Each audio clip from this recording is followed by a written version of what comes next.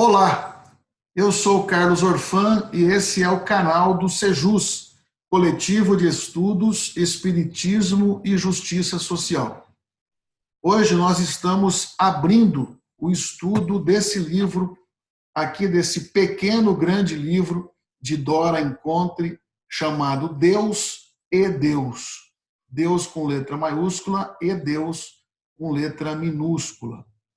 E para iniciar os estudos, nós temos conosco o nosso companheiro, irmão de Goiás, Goiânia, companheiro Elias Inácio de Moraes, que hoje vai falar, então, conosco sobre o primeiro capítulo do livro. Tudo bem, Elias? Tudo bom, Carlos? Tudo bom? Pessoal que está aí com a gente, acompanhando. Então, tá Prazer. bom. Elias, fica à vontade, então, para iniciar aí a sua exposição. Tá. Carlos, eu até quero começar dizendo assim, eu esbarrei em alguma dificuldade inicial no livro da Dora, e assim, a Dora é uma pessoa que é tão querida e é tão lúcida, que para a gente colocar algum senão nas coisas que ela escreve ou diz, a gente fica até receoso, né? Tal respeito que a gente tem pelo trabalho dela. Mas a razão foi muito simples. É que o Nietzsche é um dos autores da minha juventude que mais me impressionou. Eu me identifiquei muito com Nietzsche. E aí, quando ela vê o lado do niilismo do Nietzsche, né, e faz aquele comentário a respeito daquela ideia que ele apresentou, que não é dele, é o Feuerbach, né, antes dele um pouco, que diz da morte de Deus. Aliás, o Feuerbach fala diferente, né? E o Nietzsche vem com a morte de Deus. E ela abre o livro com esse capítulo. Eu confesso que assim, eu falei, mas justo Nietzsche, Dora, não dá para usar outro, né? Então eu confesso que eu estranhei um pouquinho, porque o Nietzsche me é muito querido, eu gosto muito dele. Eu não tinha lido ainda esse livro da Dora, né? Eu comecei a lê-lo agora com o grupo de estudo mesmo. E na hora que eu comecei, eu já pensei, mas como assim? Justo Nietzsche agora vai ser pego para Cristo, né? Então eu confesso que eu tive essa sensação a princípio, né? E hoje, lendo lá os comentários dos colegas lá no nosso grupo de estudos, o Davi fez um comentário muito interessante. Ele fez um comentário que vem muito ao encontro das coisas que eu penso. E eu até quero começar com o comentário dele, né? Ele diz assim: olha, por que um mundo ateu parece impossível, né? E aí eu fiquei me perguntando, realmente, será que um mundo ateu é impossível?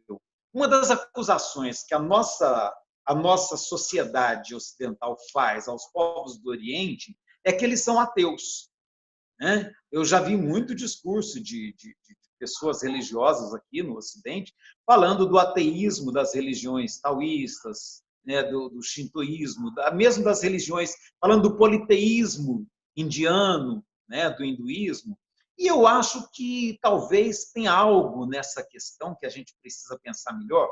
E a pergunta do Davi me provocou nesse sentido. Será que é impossível, né, um mundo bom, justo, ético, humano, ateu?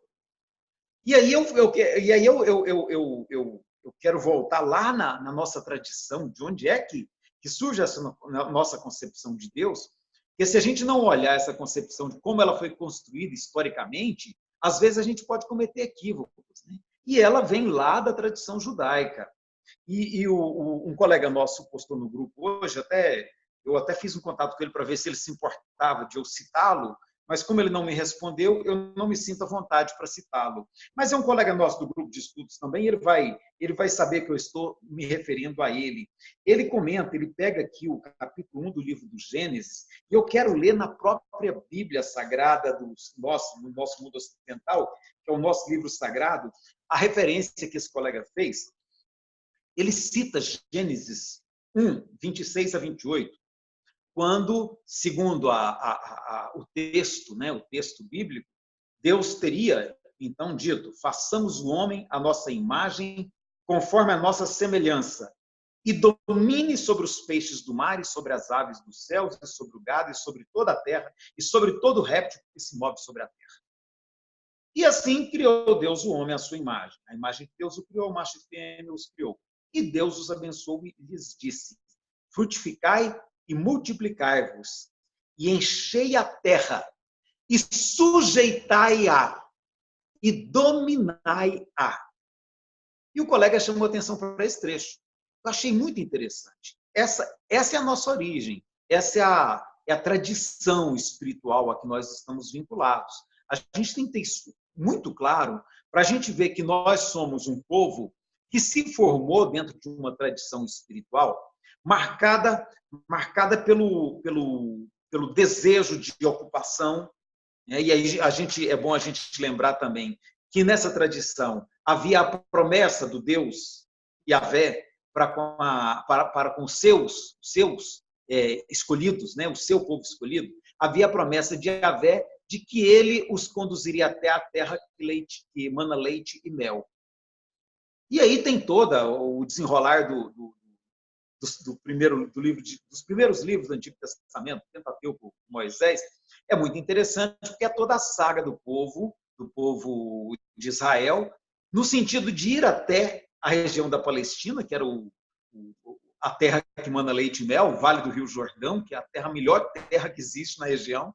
Então, assim, olha, a promessa de Deus é assim: vocês vão até lá, toma aquelas terras, mata aquele povo que está lá, destrói tudo e fica com ela para vocês, que eu estou dando essa terra para vocês. Então, a gente tem que entender que nós somos filhos dessa história, nós somos filhos dessa tradição. E nós somos parte da construção dessa ideia de Deus que prevalece entre nós. Né? Então, essa ideia de Deus é na qual nós bebemos, nós nos alimentamos. Essa ideia vem, Jesus tenta mudar isso aí, chamando Deus de Pai. Jesus vai dar uma outra conformação, mas como a gente até hoje não absorveu o Evangelho, a gente ainda continua nesse Deus guerreiro, esse Deus brigão, esse Deus que manda matar, esse Deus que manda destruir, esse Deus que quer que você ocupa tudo, toma conta, doutrina todo mundo, coloca todo mundo fiel ao seu cetro, debaixo do seu bastão. Então, eu acho que é interessante a gente resgatar isso, para a gente poder entender um pouquinho, quando a Dora está discutindo essa questão de Deus, eu entendo que a discussão que ela faz é uma discussão assim bem, ela mesma usa uma expressão que eu acho interessante, ela fala, é uma obra de teologia poética. Ela está falando de um Deus, ela está buscando uma outra face de Deus. Ela está buscando um Deus amor, um Deus que te cuida. Ela está cuidando dessa ideia do Deus com que nós sonhamos. E é uma ideia de Deus que ela não está ainda assentada na mente da nossa sociedade. Hoje, se a gente dividir o mundo em 4 partes, nós vamos ter 25% cristãos, 25% muçulmanos, 25% ou indianos, budistas e taoístas e etc., e 25% ateus, mais ou menos, em números bem grosseiros. Então, eu diria que nós temos 4 grandes religiões hoje. E a religião que abraça esse Deus que a gente conhece é a religião cristã, que, portanto, mais ou menos 25% da população.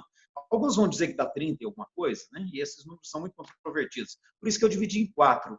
Então, o que a Dora está buscando é esse lado lindo da ideia de Deus, esse lado bonito da ideia de Deus, que a gente pode buscar a partir da contribuição de Jesus e, sobretudo, a partir da contribuição de Allan Kardec, que ele resgata mais ou menos o raciocínio do Descartes, para mostrar Deus como inteligência suprema e causa primária de tudo que existe.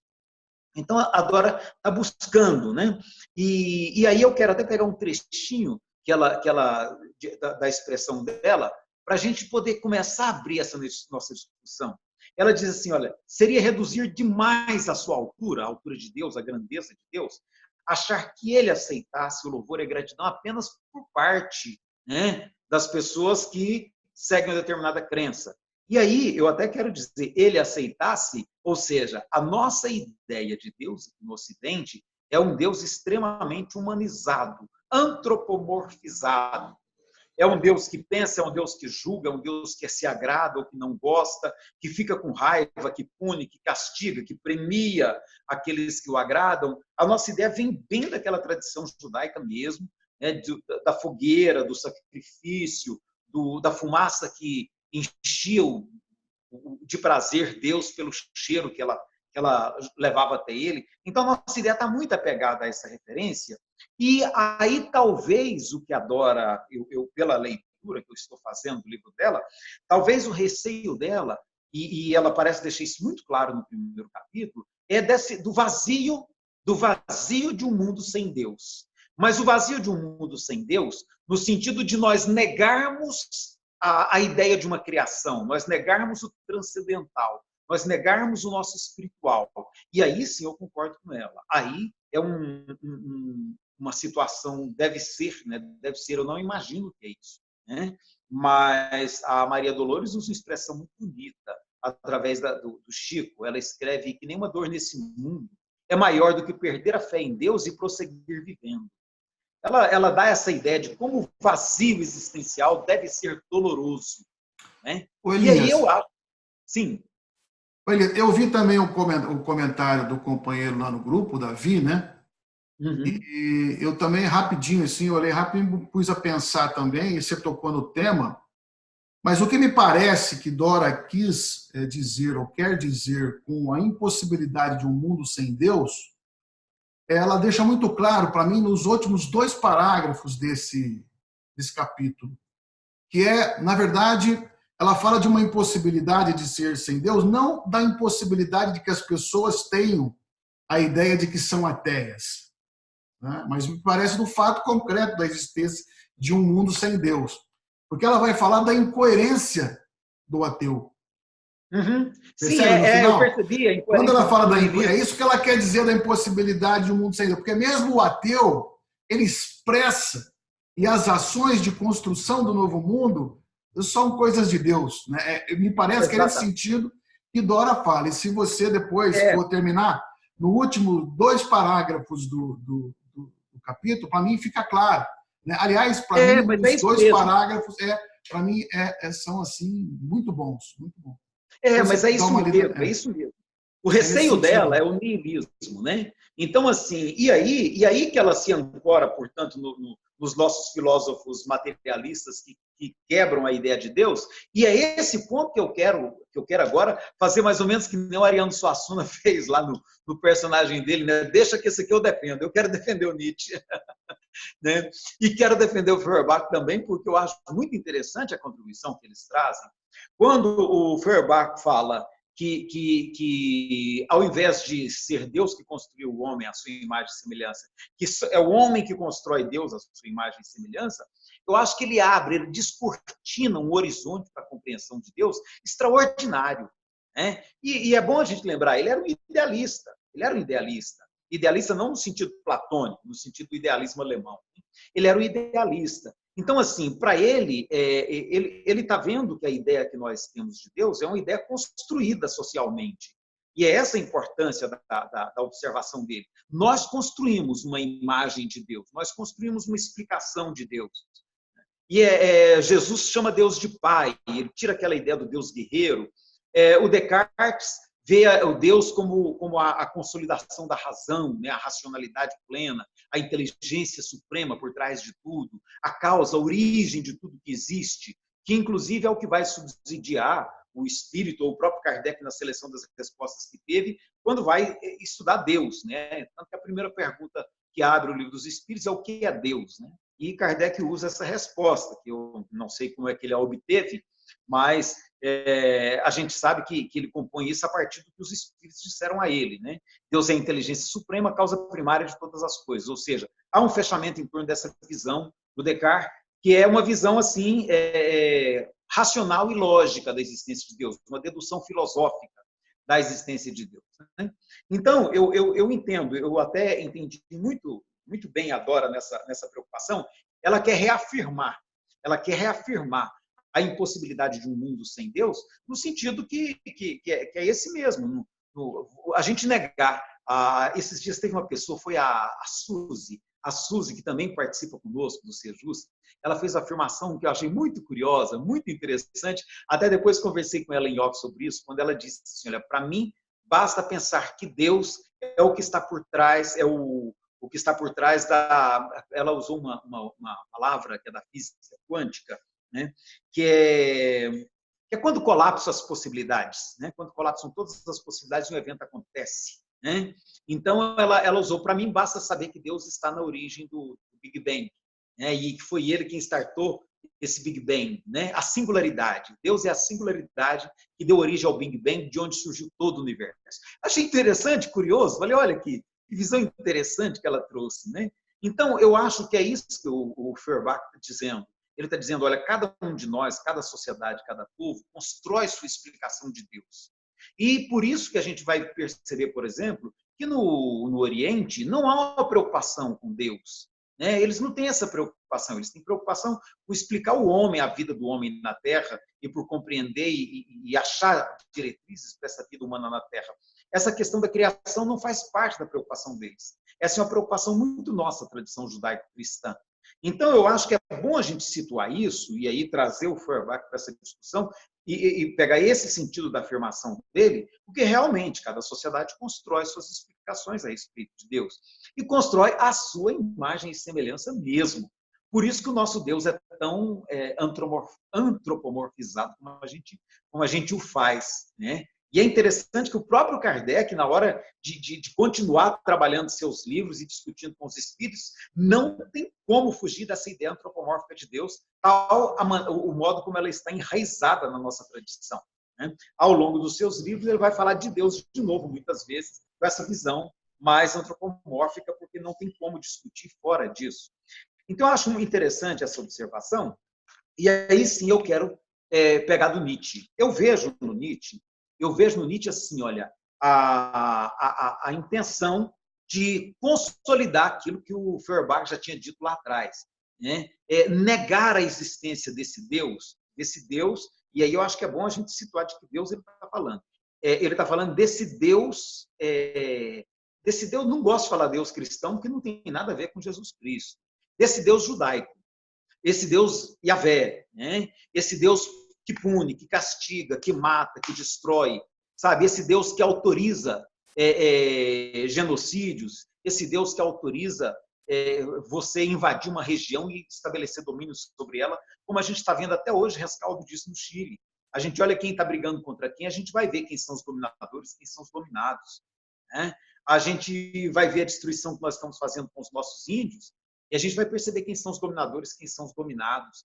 Então, quer dizer, a religião judaica, ela propiciou essa visão expansionista de subjugar o mundo, de submeter o mundo à sua dominação. E eu acho que é esse Deus que o Feuerbach dizia assim, olha, é um Deus construído pelos homens pela sua conveniência. E é esse Deus que o Nietzsche quer. Tem anseio, tem desejo que esse Deus desapareça, que esse Deus seja morto.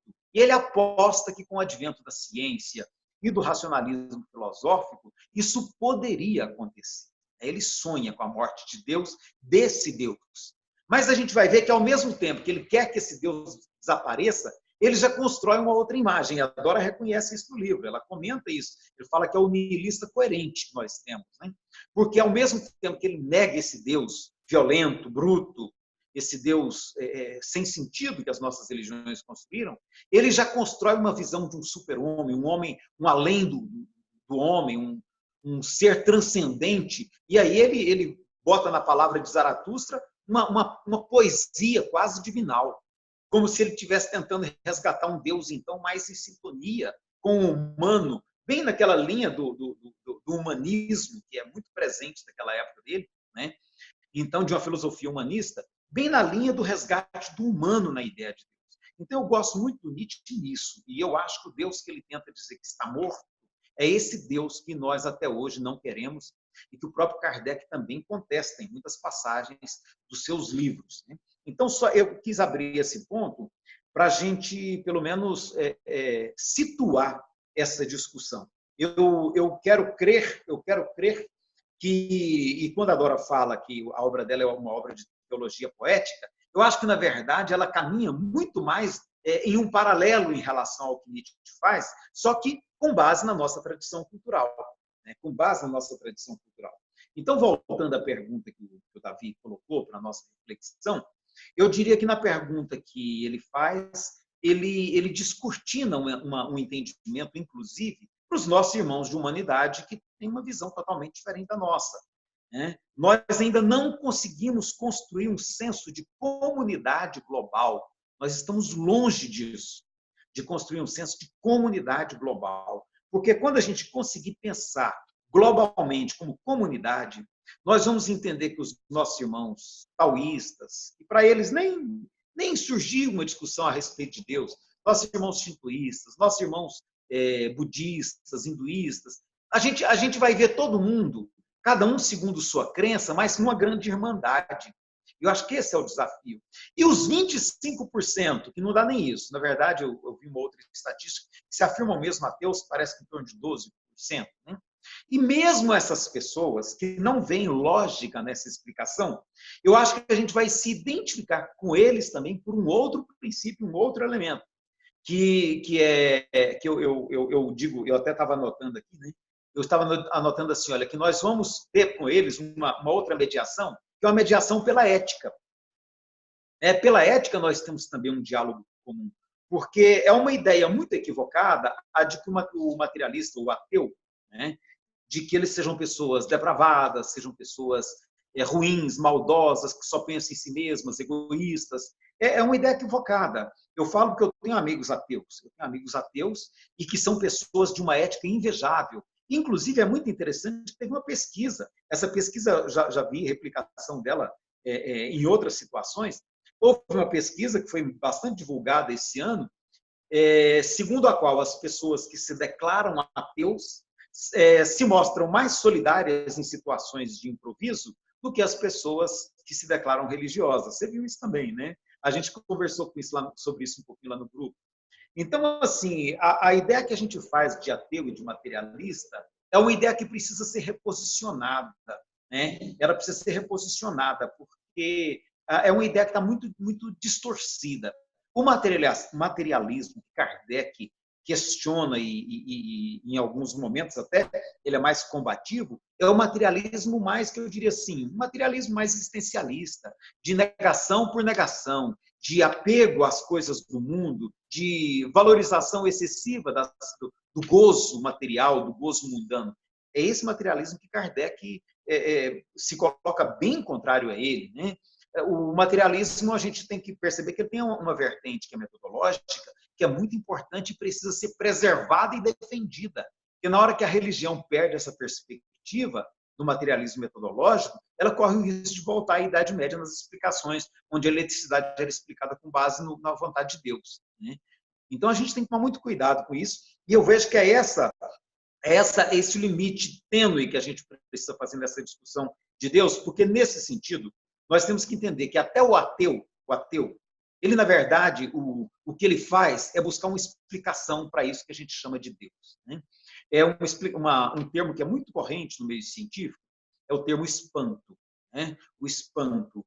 Eu posso não acreditar em Deus, mas me encantar com a beleza de uma flor.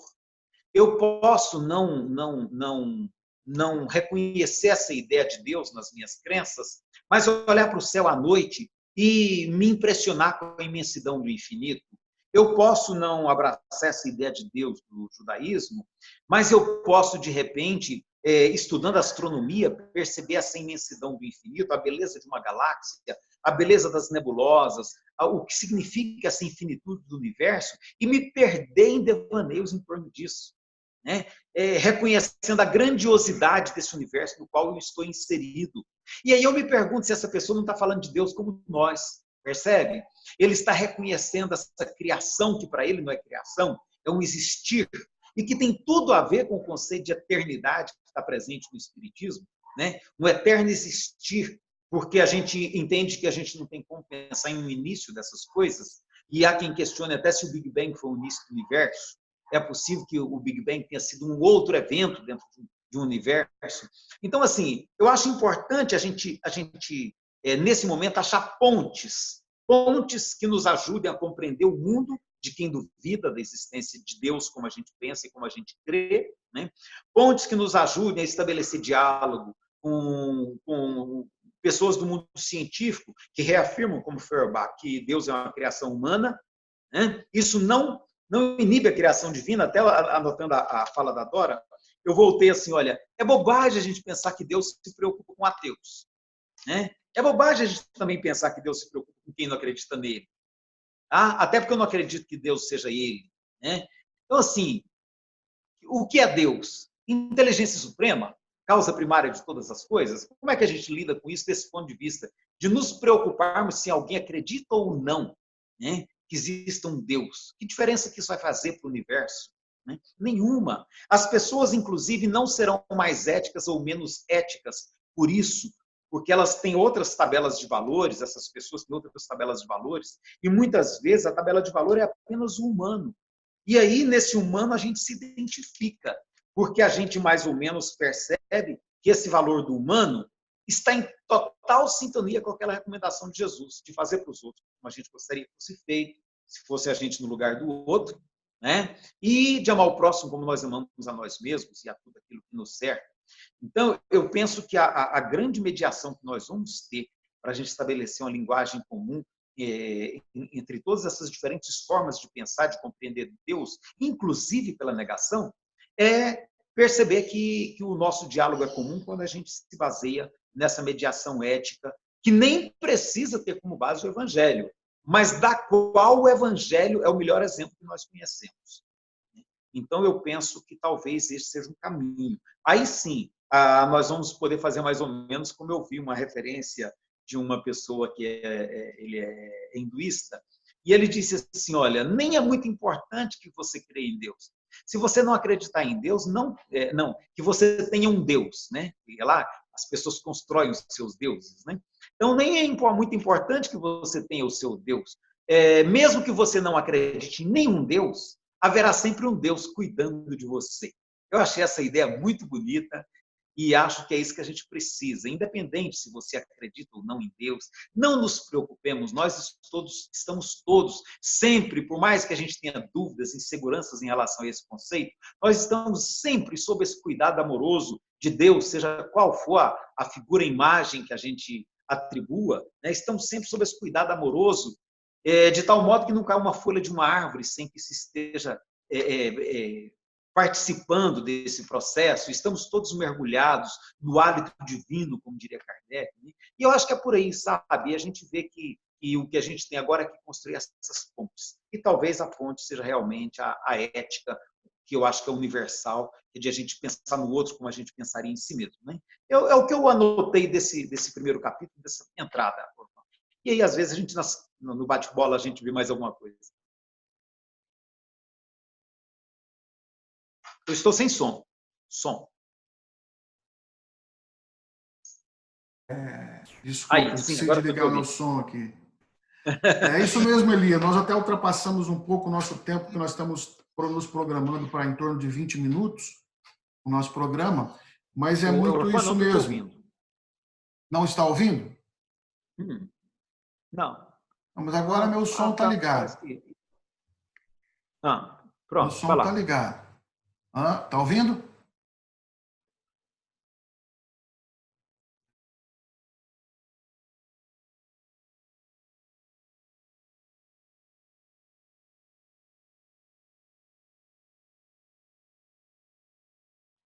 Não estou te ouvindo. Talvez tenha havido um probleminha aqui, porque entrou uma ligação aqui, me atrapalhou e eu tive que desligar.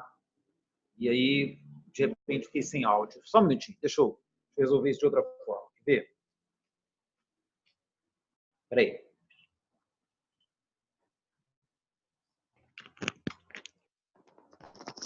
Sim.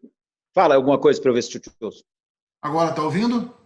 Agora eu estou te ouvindo normalmente. Tá? Sim, perfeito. Então, beleza. Perfeito. Então, Elias, é isso. A gente está estourando os nossos 20 minutos aí programados, já estouramos, mas eu acho que você abordou muito bem. Eu só, se você me permite, eu gostaria de ler esse último parágrafo do livro que eu me reportei. Lê para nós aí, lê para nós que eu não estou disponível aqui agora. Eu acho que vai exatamente em sintonia com isso que você falou aí no final da sua exposição, né?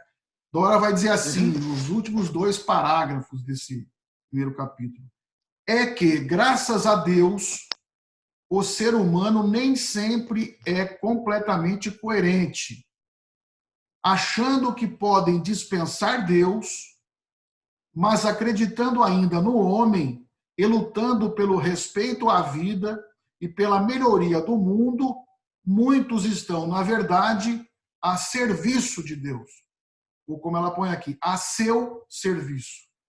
Porque quando se sentem inflamados de amor à humanidade, estão cumprindo seu maior mandamento. Quando veneram a natureza, estão em sintonia com sua obra e, quando se empenham por um planeta melhor, estão trabalhando pelo estabelecimento do seu reino na Terra. Por isso que há ateus embebidos de fervor religioso por causas humanistas e dignas. É o que você disse, e o que eu também conheço. Tantos ateus que são muito melhores do que muitos cristãos que a gente vê por aí. Não é exatamente isso que ela fala, né? Por isso há ateus embebidos de fervor religioso por causas humanistas e dignas. Mesmo quando Deus morre, Deus com letra maiúscula, renasce em toda parte, sobretudo no coração humano. Então é mais ou menos nesse sentido que ela trabalha o parágrafo todo, que eu acho que você resumiu bem aí para a gente. Elias, quero te agradecer muito. Na realidade... Pode terminar. Peraí, que eu quero um pontinho ainda nisso aí. Vai lá, né? Vai lá. Eu até percebi esse final dela e achei que nesse final ela procurava exatamente resgatar essa percepção. E acho que a gente vai ter que sempre ter muito cuidado no seguinte sentido. O Voltaire dizia, né, eu posso não concordar com o que você diz, mas respeito até o último momento que você diz e defendo o seu direito de dizê-lo, né? Eu penso assim que a gente tem que ter muito cuidado também num mundo que é cada vez mais globalizado. Esse termo a gente às vezes não gosta dele pelo lado econômico, mas pelo lado da mistura cultural ele é muito importante. Esse mundo nosso está cada vez mais integrado e a gente precisa fazer um exercício muito grande de empatia, de nos colocarmos na perspectiva do outro, para a gente compreender nesse outro qual que é o pensamento dele, para que a gente não incorra nessa, vamos dizer assim, como é que eu diria, nesse atavismo nosso de querer convencer o outro que pensa diferente de nós, da visão que nós trazemos. Então, assim, o ponto que nesse final que a Dora fez, eu achei muito interessante, muito bonito, mas eu acho que o grande desafio nosso é assim, olha, você não acredita em Deus? É mais ou menos aquilo que eu disse do hinduísmo, né? Não tem problema você não acreditar em Deus. Você é uma pessoa tão boa, que diferença faça isso?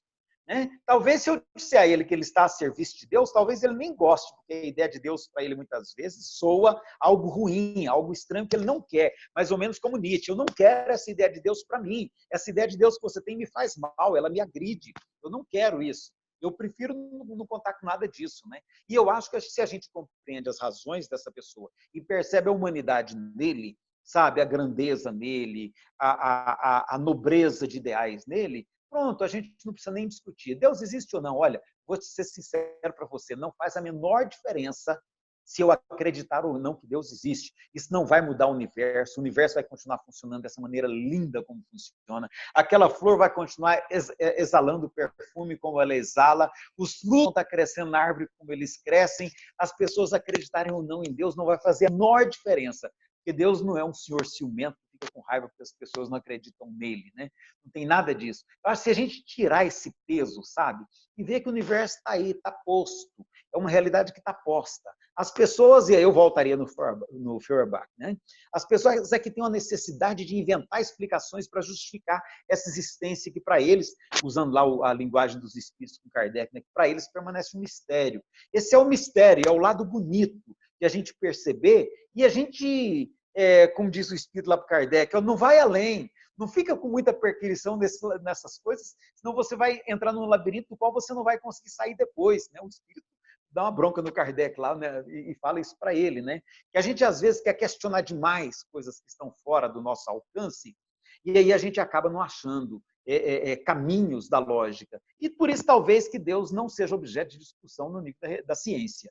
Sabe? Discutir Deus cientificamente, tentar provar Deus, isso é uma bobagem que o ser humano pode fazer. Deus não é provável, né? Deus é objeto de fé, de crença, de adesão espontânea, né? E aí o Kardec até propõe o termo fé raciocinada para dizer que é possível a gente também fazer por dedução filosófica. Mas aí é de cada um mesmo, é foro íntimo, e fique com o seu Deus bem, como você estiver, mas que a gente se entenda e se una a partir de uma ética, de uma mediação pela ética, onde a gente Não abra mão de, seja qual for a sua crença, seja qual for a minha, prevaleça sempre o respeito de um para com o outro, prevaleça sempre fazer para o outro como gostaria que fosse feito para mim, amar nós todos como irmão, uma grande irmandade, uma grande comunidade terrena, porque é isso que nós somos. Muito bem, Elias. Fechou. Então, eu quero te agradecer muito pelas reflexões que você traz aqui para a gente, sempre brilhantes, importantes reflexões, contribuindo muito para o estudo aqui do nosso canal. E quero agradecer você também que nos acompanhou aqui nessa conversa agradável com o nosso companheiro Elias Inácio de Moraes. Tá Shalom. Fica com Deus. Valeu. Abração. Abraço. Tchau. Shalom, namastê. Ave. Tchau.